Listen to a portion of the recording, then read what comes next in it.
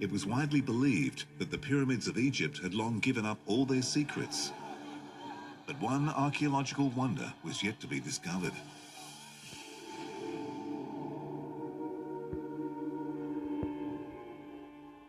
The Egyptian government, pressing on with its search for the tombs of the pharaohs buried near the ancient city of Thebes, continue to make new discoveries. In 1922, archaeologist Howard Carter had been exploring Egypt for more than 30 years. Although everything of consequence was thought to have already been discovered in the Valley of the Kings, Carter was sure that somewhere a tomb lay undisturbed.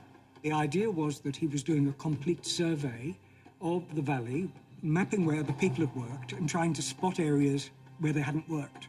And he actually came very close to the tomb's entrance several years before he found it, but just stopped short and then went to another area.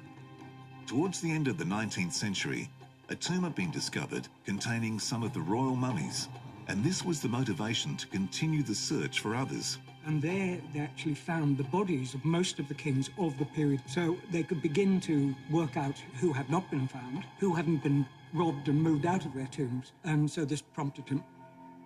Digging in the dark, Carter's team found stairs that led down to a door of what appeared to be an unmarked tomb. And then when they cleared the rubble, they found a sealed door. And of course, that's when they really got excited and looked in. And what you actually have in the tomb is, I mean, it literally was packed from floor to ceiling. It had been broken into a couple of times, but those robberies hadn't really, they'd done some damage, but not major.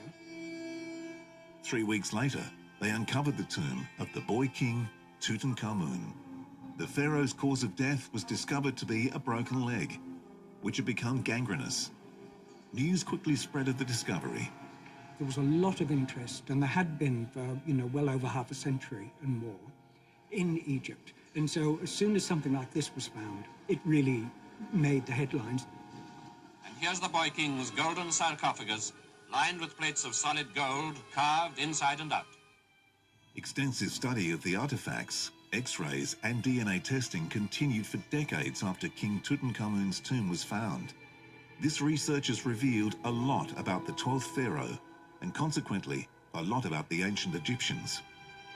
Tut may have had a short and long-forgotten reign, but since his rediscovery has become one of the most famous pharaohs of Egypt.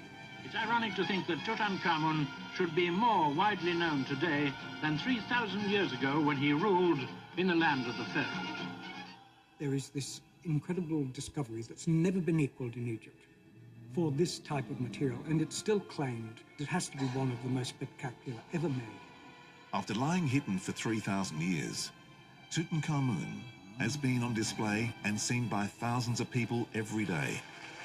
His tomb remains an example of the world's fascination for ancient cultures.